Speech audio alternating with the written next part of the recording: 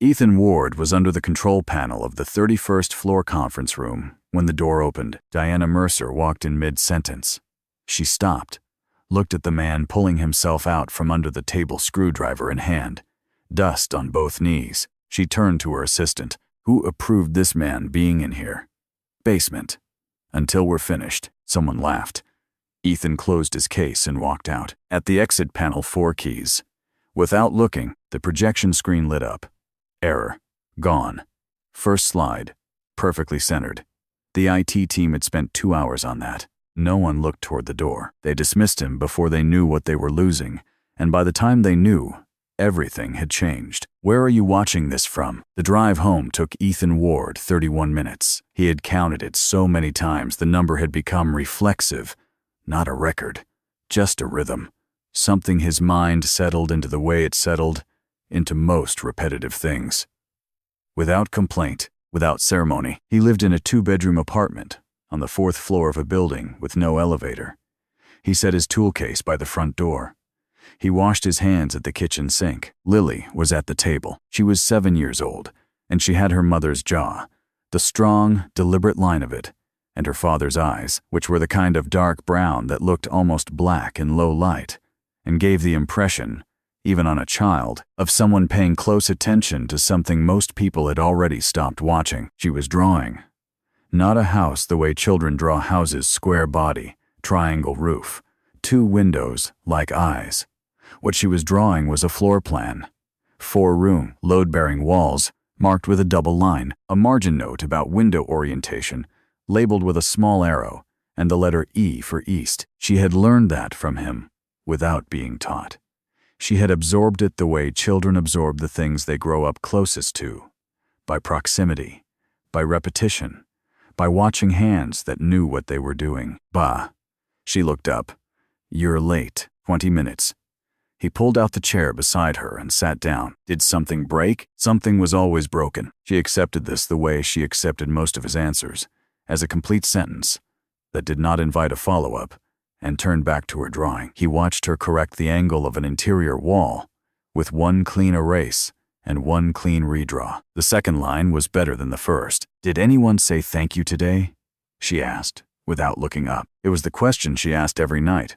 He was not entirely sure when it had started. He suspected it had begun in the weeks after her mother's funeral, when a well-meaning neighbor had told 5-year-old Lily that it was such a shame a little girl would grow up without someone saying thank you at the end of every day. Lily had apparently decided, in the private way children decide things, to take that role herself. He was quiet for 1 beat. I don't do the work to be thanked, he said. Lily nodded slowly, filing the answer. But it would still be nice, she said. Yes, he said. It would still be nice. He reached across and made 1 small correction to her, drawing the load-bearing notation on the east wall, placed slightly off-center. His hand moved with the certainty of someone who had spent years making marks on paper that turned into structures that held weight in the real world. His phone buzzed on the counter.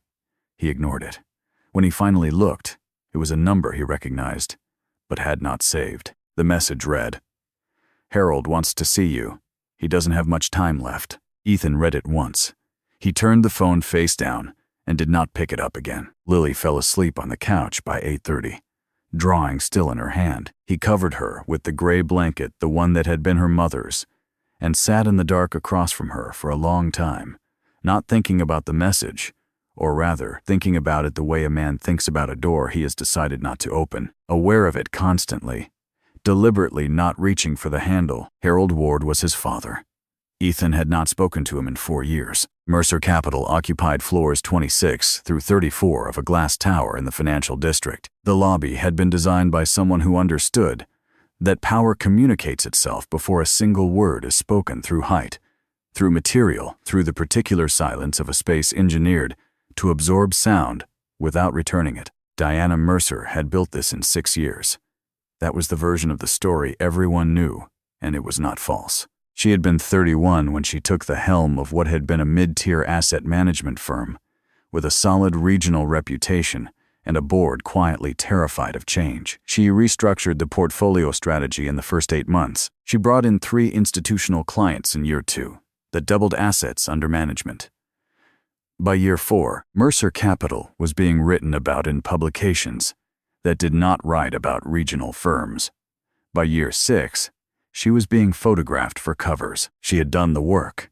She had made the calls.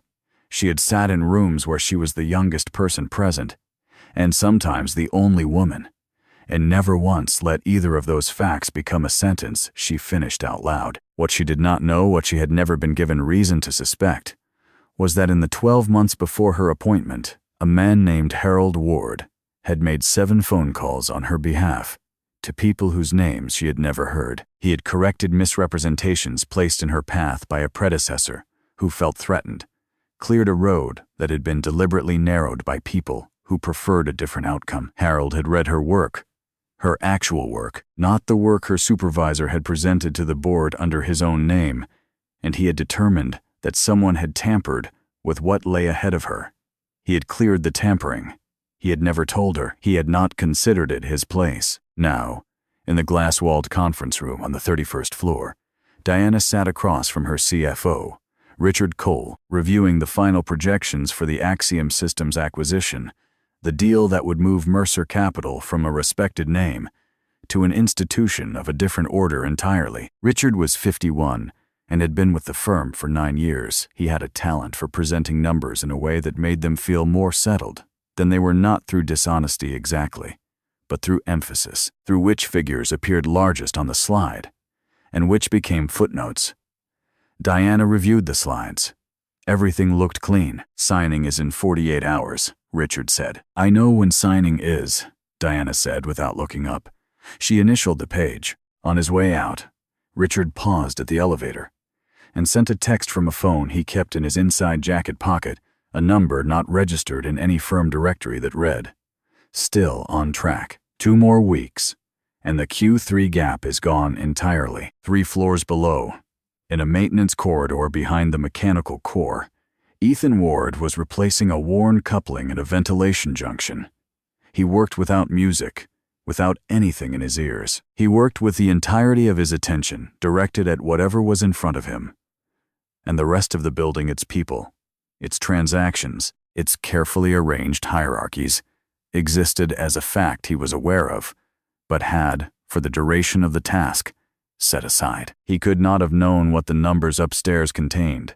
He could not have known the gap was not an accident, but he knew buildings. He had learned, in a different life, that catastrophic failures almost never announced themselves. They accumulated in the quiet places, the small misalignments, the things that looked fine from the outside until they didn't. The 10th floor cafeteria held approximately 90 people at capacity. At 12:15 on a Tuesday, it held 83, and the noise level was the particular kind belonging to rooms full of people who are paid to think and are briefly, gratefully, not thinking about anything at all. Ethan carried his lunchbox to a table near the window, the same one he used on the 2 days a week he ate here, rather than in the break room on the maintenance level, which he preferred. He opened his notebook. The notation inside was dense and technical, written in a shorthand that looked like a foreign language to anyone not specifically trained in industrial systems engineering. He worked through 3 problems while he ate, the same way he always did, methodically, without urgency, without any outward sign that the work required significant thought. He did not notice when the group of senior managers entered at 12:20 and passed his table on the way to the reserved section near the east wall. One of them noticed him. "Is that a maintenance guy at the window tables?" The comment was not quiet. It was the kind of remark made by someone who has never had to consider the experience of being the subject of it. Diana Mercer heard it as she followed the group in. She could have let it pass. She could have redirected. She could have said nothing and allowed the moment to dissolve the way small cruelties dissolve in large rooms when no one feeds them. She stopped walking. She looked at Ethan, and something in her made a calculation so fast it did not feel like a calculation at all. It felt like obvious fact. She said, clearly, in a voice that did not lower itself for anyone, "This section is reserved for strategy and executive staff. I'd ask you to be mindful of where you're sitting." She did not use his name. She did not know it. The tables nearby went quiet. Then the quiet spread outward. the way it always spreads in rooms where everyone has heard something but no one is sure whether they are permitted to react. Some people looked at their food. A few looked at Ethan. No one said anything. Ethan closed his notebook. He gathered his lunchbox. He stood with the same unhurried quality that characterized everything he did. No performance of dignity. Simply the ordinary movement of a man who is not ashamed of leaving a room and is not in a hurry to show anyone that he is not ashamed. He walked to the door without looking at her. Marcus Webb was posted near the cafeteria entrance, 24 years old, the building's youngest security officer.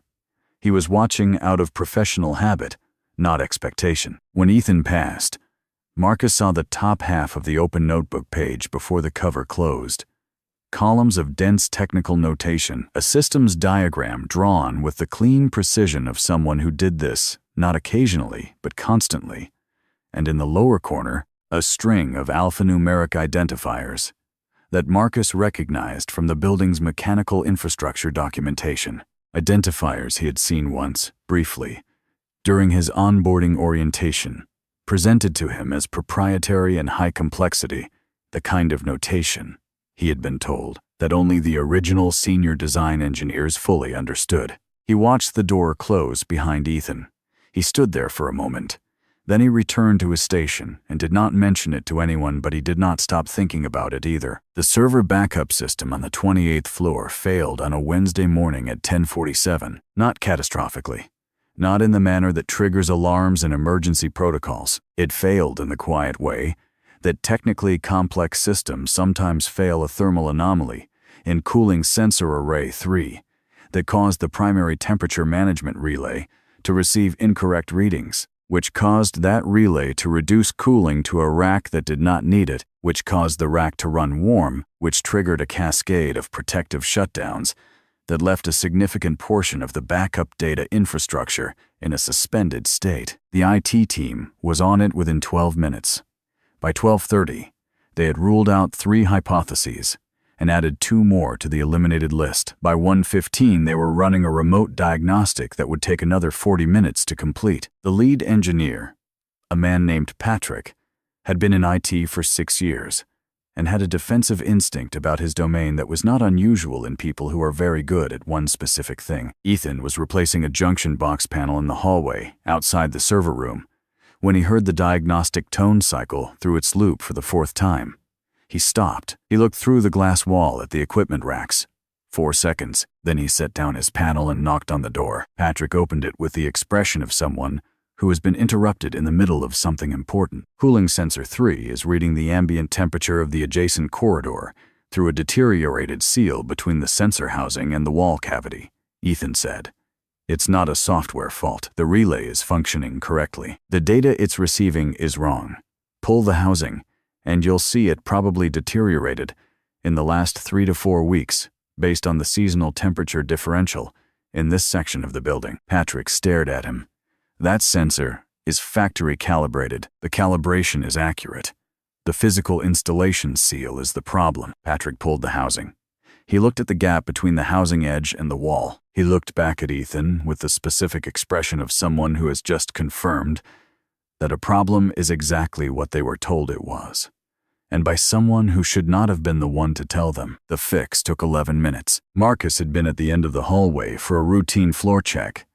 He stayed when he saw Ethan stop outside the server room, watched through the glass. After Patrick closed the door, Marcus went back to his workstation and pulled Ethan's personnel file. It was thin in a way that Marcus found, the longer he looked at it, increasingly strange. Educational history, a technical certificate, listed as the highest qualification, prior employment, a single-line independent contractor, mechanical systems, various clients. The reference section, the field where every other file Marcus had ever pulled, contained at least one name. At minimum, one contact was blank. Not pending, not marked for completion. Blank in the particular way of something that had been deliberately left that way. Marcus printed the page.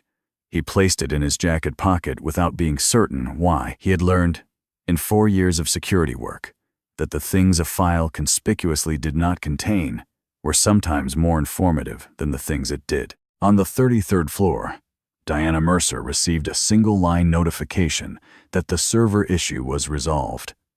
She sent a 2-word reply and returned to the acquisition timeline. No one told her the full story. No one thought to. The system was working.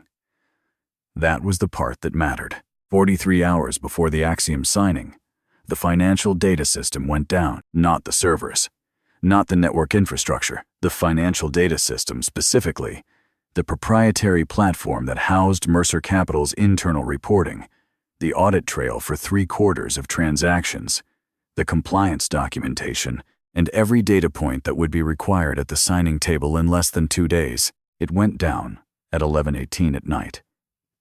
By midnight, Diana was in the building, not in the clothes she would have chosen for a crisis, not prepared in any external sense, simply present, because the alternative was to be somewhere else while her company collapsed. She stood in the IT operations center on the 27th floor and listened to her technical lead explain, with increasing precision and increasing distress, that the primary recovery protocol was failing, the secondary protocol was producing corrupted outputs, and the source of the failure had not yet been identified. Richard Cole arrived at 12:20. He was calm in the way of someone who has had time to compose themselves for a scene they knew was coming, not the steadiness of a person absorbing an unexpected shock, but the careful equilibrium of a person whose body had already processed the information hours ago and had moved on to managing presentation. He suggested, with what appeared to be genuine regret, that the signing might need to be postponed. Diana said nothing. She looked at the screen. Then she took the elevator to the maintenance level. She could not have explained clearly why. Something about the server room earlier that week. Something about a problem solved there, quietly, by someone who should not have been the one to solve it. Something about a blank reference field that Marcus had mentioned to her assistant, who had mentioned it to her in passing, and which she had not been able to stop thinking about since. The maintenance level was lit in half-power yellow. The mechanical systems ran their low constant hum. She walked the corridor and found him in the monitoring room, a room most people in the building had no reason to know existed.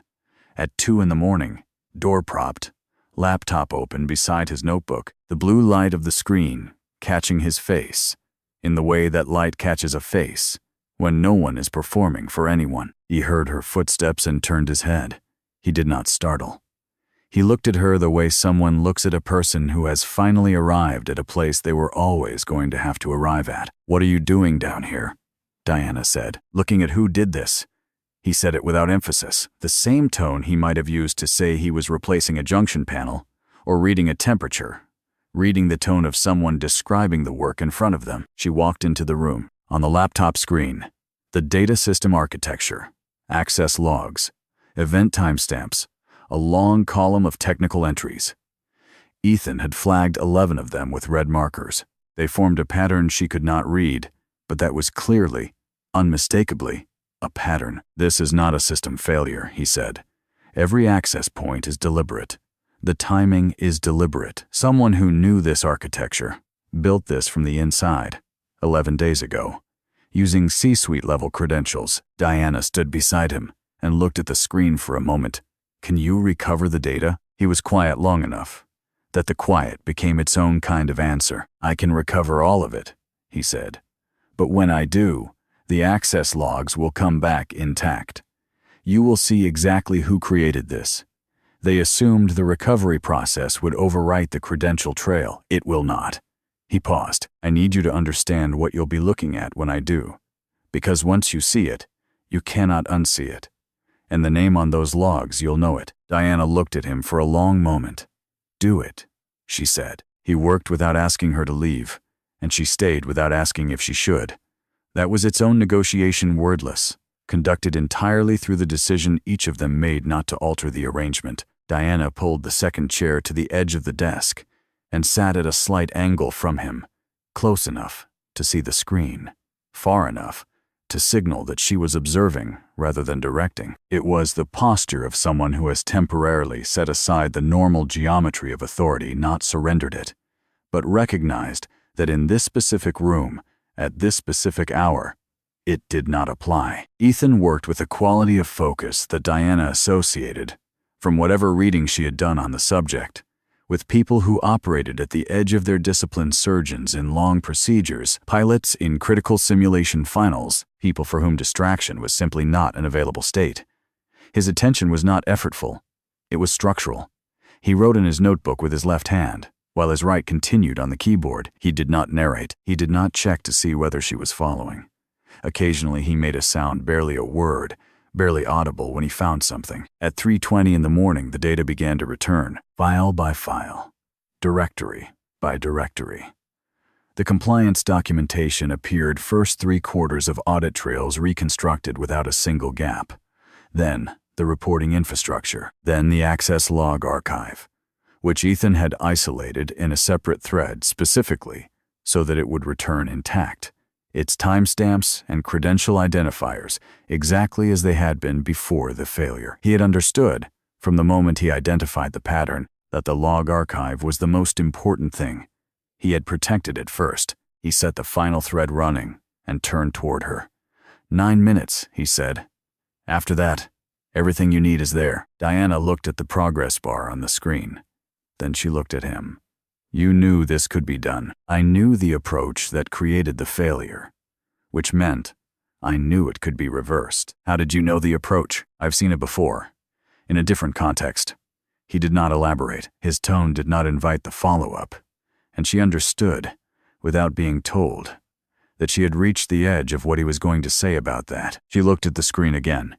The access log credentials. C-suite level access. There are 4 people in this building with that access tier. She paused, including Richard Cole. Ethan said nothing. You've already seen it. Yes. He turned the second monitor toward her. The log was already open, filtered to the 11 flagged events, the credential identifier column visible at the left edge of each row. The identifier read, R. Cole, CFO, access level 1. Diana looked at it for a long time. When she finally spoke, her voice was completely controlled, not the control of suppression, but of someone who has received a fact so large that the emotional response to it will not arrive until later, until there is sufficient space to receive it properly. Print those logs, she said. He printed 3 copies, 2 for her. 1 he folded and placed in his notebook without comment. Diana took the pages and stood. She was 33 years old, and she had built something real. And she was standing in a basement monitoring room at 3:30 in the morning, having just discovered that the man responsible for her firm's finances had deliberately constructed a crisis designed to destroy a deal she had spent 14 months building. She straightened. She looked at Ethan. Thank you, she said. Then she realized she did not know his name. Ethan, he said. Thank you, Ethan. She nodded once. He was already closing his notebook. By 7 in the morning, Diana had slept 90 minutes on the office couch and woken with a log printout on the coffee table in front of her. She read it again. Then she called her general counsel. She did not call Richard Cole. Marcus arrived at 8:15 with a coffee he had not been asked to bring and a folded page he had been carrying in his jacket pocket for 2 days. He set the coffee on the edge of Diana's desk and extended the page without preamble. His personnel file, Marcus said. I pulled it after the server room incident. The reference field is blank, not incomplete, not pending. Blank. I've pulled close to 200 files since I started here. There has never been a blank reference field, not even for short-term contractors. Diana took the page. She knew what full personnel files looked like, the layered accumulation that a working life produces, the overlapping records of qualifications and affiliations and professional relationships that make a person legible on paper. She also knew, after years of evaluating people, what a file looked like when it had been deliberately reduced, when someone had made a series of careful decisions about what it would and would not contain. Find everything you can on Harold Ward, she said, quietly. By noon, she was reading. Harold Ward was 68 years old, 30 years as a strategic advisor to organizations and transition firms, institutions, occasionally government bodies operating with almost no public profile, no website, perhaps 3 interviews in 3 decades, all brief. His work was referral only. He had a documented history of working without a fee in cases where he believed the outcome served a public interest. There was a photograph from a professional association awards ceremony 14 years ago. A tall man, quiet-faced, with the look of someone attending because he was required to, and not because he had any particular attachment to being publicly visible. Beside him stood a younger man, perhaps 24, dark eyes, the same jaw, the same quality of stillness in the way he held himself. Diana looked at the younger man for a long time. Then she read the caption beneath the photograph. It read, "Harold Ward with son, Ethan." She sat at her desk on the 33rd floor with that caption in front of her, and felt something shift, not collapse, not break, but reorganize. The way understanding reorganizes itself. When something that appeared to be background suddenly resolves into foreground, and you realize it has always been there, has always been the most important thing in the frame, and you simply were not looking at the right part of the picture. She opened her own archived correspondence, the private folder she kept on an external drive, the one containing records from her first 3 years.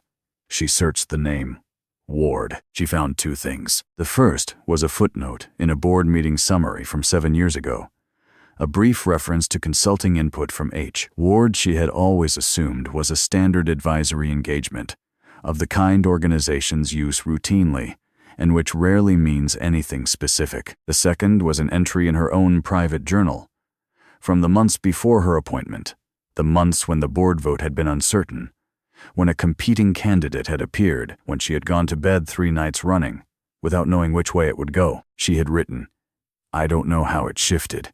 Something changed in the weeks before the vote. I don't know what, but something changed." She had never found out what. Now, sitting at her desk with a photograph caption in front of her, she was beginning to understand that she had never been given the information she would have needed to find out, and that this absence had not been accidental. The emergency board meeting convened at 2 in the afternoon in the same 31st floor conference room. Same mahogany table, same leather chairs, same 4-meter screen, which Diana had asked to be left blank. The blankness had an effect she had not entirely calculated.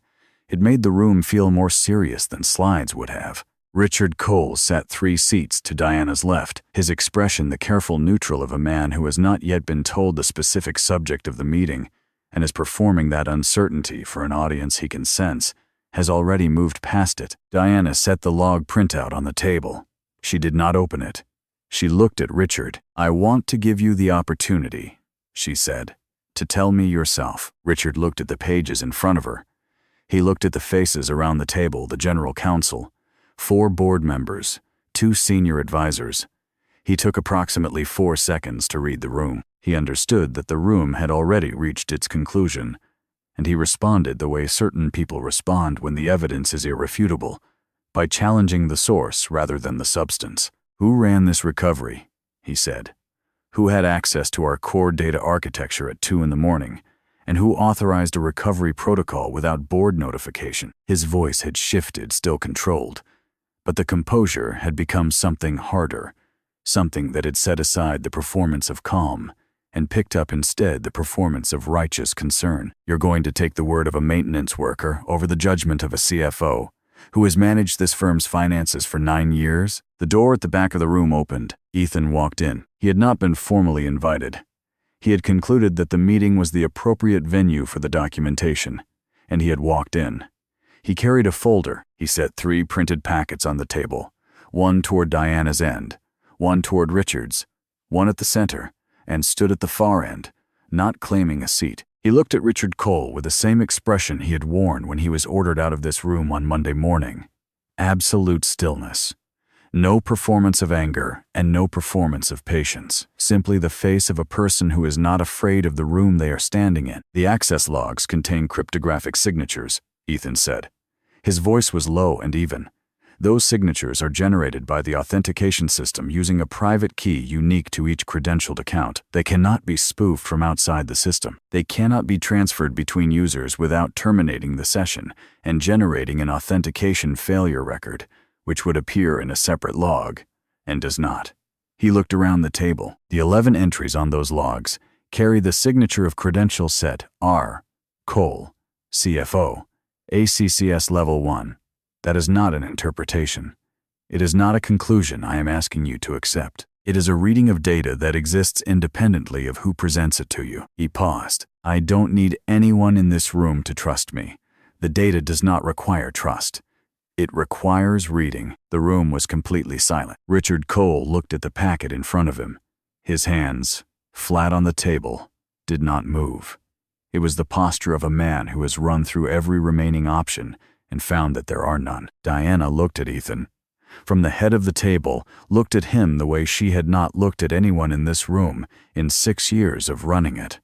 Without the mediation of management, without calculating the signal her expression would send, something passed between them that was not gratitude exactly, and not apology, and not anything with a clean name in the professional vocabulary she had been using her entire career. She turned to her general counsel. "Contact the authorities," she said. Richard Cole did not go quietly. When the general counsel reached for her phone, he reached into his jacket and set his own document on the table-printed pages from a legal consultant. Retained, it appeared, 6 weeks prior. "Harold Ward," he said, "before anyone congratulates themselves on the integrity of this process, I want to put that name in the room." The table went quiet in a different register. Harold Ward was a strategic consultant whose involvement with this firm, specifically with the CEO appointment process 6 years ago, has never been disclosed to the board. I have documentation suggesting he made direct contact with 3 board members in the weeks before the appointment vote, advocating for Diana Mercer's candidacy without the knowledge or consent of the person it benefited. He paused, letting it land. "I am raising this because a CEO whose appointment was shaped by external, undisclosed advocacy has an obligation to the transparency she is invoking right now." He looked at Diana, then at Ethan. "Ask the maintenance man whose father Harold Ward is." Every person in the room looked at Ethan. He had known this was coming, not these exact words, not this precise moment, but the shape of it. He had had 10 hours to decide what he would do. He reached into his folder and placed a letter on the table, handwritten on plain paper. The handwriting was slightly uneven, the pressure inconsistent in the way of a person working against physical difficulty. It was dated 11 weeks ago. "My father wrote this before his cardiac event last month," Ethan said. "He wrote it for Diana Mercer. He never sent it. 4 years ago, the last time we spoke, he asked me to make sure that if something happened to him, this letter reached the person it was written for. That was the last conversation we had." He slid the letter toward Diana. She picked it up and read. The room was silent. The board members were still. Richard Cole watched Diana's face. Harold Ward had written, "What I did was remove 3 specific misrepresentations placed in your path by a man who understood that you were better than him and decided that was a problem he could solve. I did not choose you. I did not manufacture your appointment. I read your actual work, the work your supervisor presented under his own name, and determined that the path in front of you had been tampered with. I cleared the tampering. What you walked through after that was entirely yours. Every decision, every call, every room you sat in and did not back down from, that was yours. I want you to know this, not because I want your gratitude, but because someone spent 6 years making sure you wouldn't know it. You deserve the truth. I am sorry it took me this long to tell it." Diana set the letter down on the table. She straightened. She looked at Richard Cole.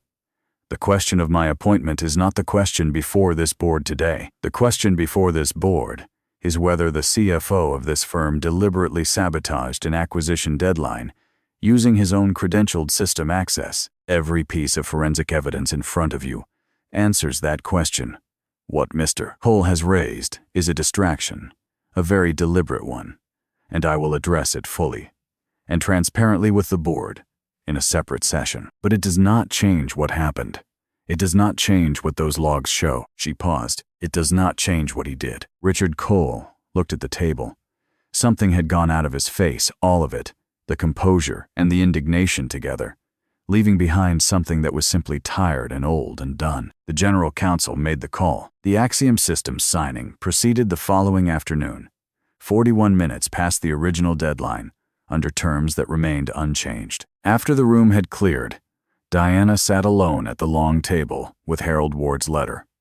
She did not yet understand fully what she felt about what it said. She suspected that understanding would take time, more time than she had in a building where the next meeting was always 40 minutes away. But she knew one thing, with the same certainty she had always brought to decisions she did not regret. What the letter described was not a diminishment. Someone had cleared the path. She had walked it. Both of those things were real. Both of them were hers. 3 days later, Diana drove to a hospital on the west side of the city. The room was on the 4th floor, small and plain. The room of someone who had never placed much value on appearance. 2 books on the bedside table, marked with paper clips. 1 photograph propped against the water pitcher, not framed. A boy of perhaps 10 sitting on the shoulders of a tall man at the edge of a lake, both looking at something outside the frame, both entirely at ease. Harold Ward was awake when she came in. He recognized her, which meant Ethan had told him she might come. She sat down. "I wanted to thank you, and to tell you I read the letter. I should have sent it sooner. I understand why you didn't." "I'm not sure I do."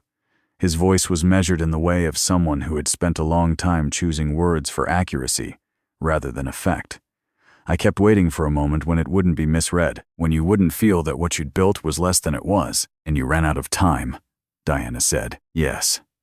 I'm sorry I ran out of time." Outside the window, a tree was coming into leaf, the tentative first green of something that had been bare all winter.